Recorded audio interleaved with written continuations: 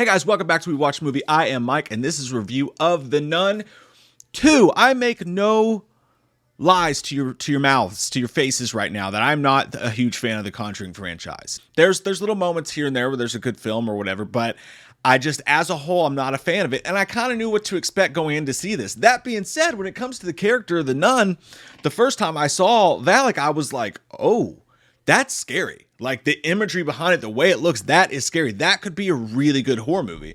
So when I went to see the first Nun movie, I thought, okay, here we go. They are going to prove me wrong. Buckle up, spread your cheeks, let's ride. What was that second one about?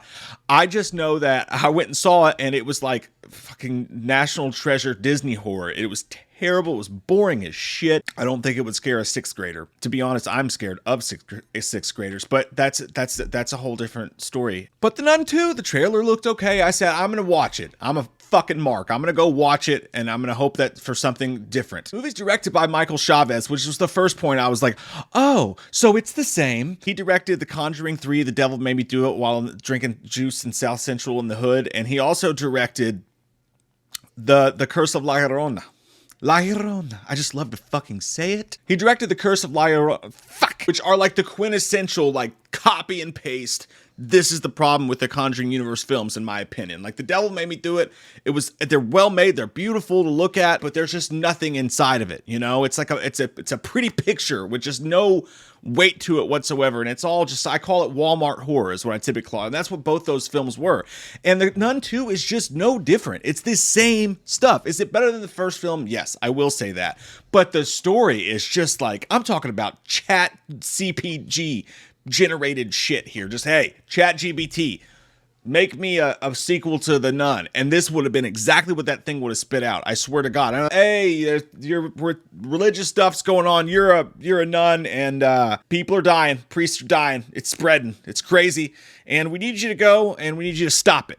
And she's like, I'm 12 years old, and they're like, I know, but we need you to just get in there and just make it stop. And she's like, all right, I'll do it. Hey, what happened to that priest who was like the center of the entire movie from the first film? That was actually really likable and a fun-loving character. That was a huge integral plot point to that movie. They're like, oh, he's dead. Got hit by a bus. Literally, that's what the movie does. It's like, she's like, okay, what about Father Burke? And she's like, what? He's like, yeah, cholera. Sucks. Fucking what? Was that just like, did that guy have a contract dispute and you're mad at him? Because that's the only way I can imagine that you would take a character and do something just that weak ass with it. Oh, she got hit by a car. She's dead.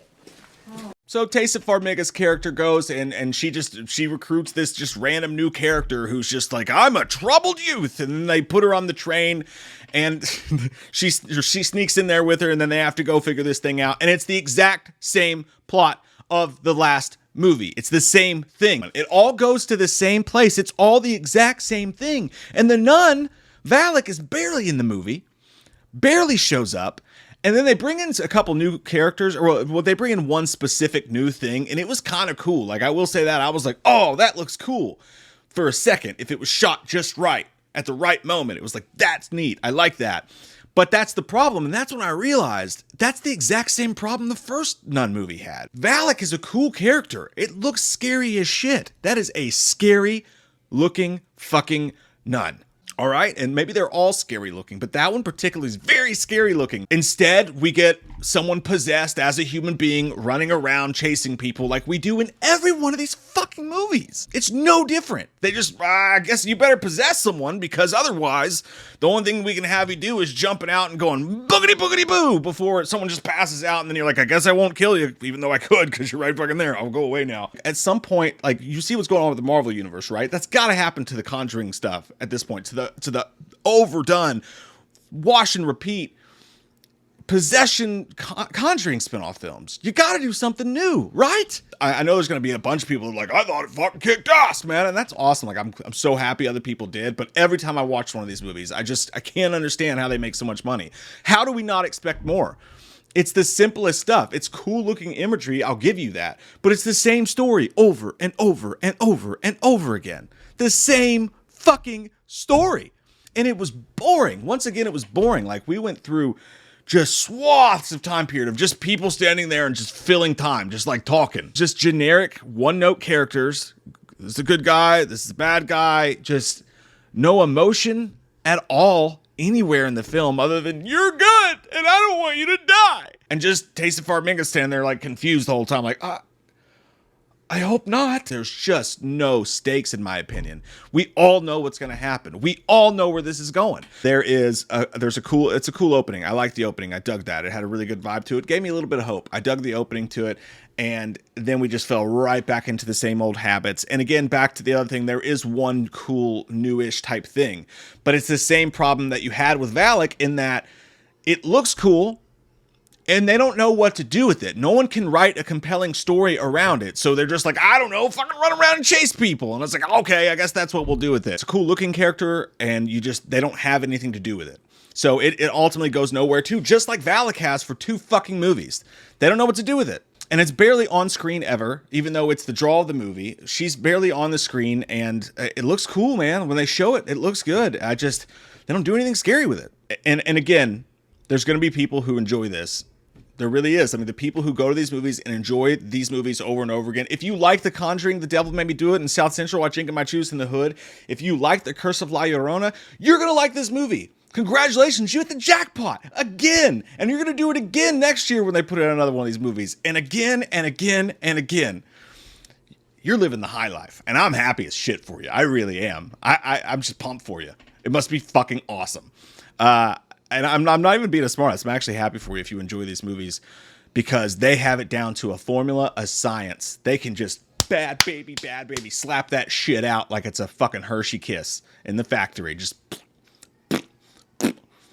I'll take a shit in a boxing market guaranteed if you want. I've got spare time. I hope that at some point they decide, hey, we're tired of this Mickey Mouse shit.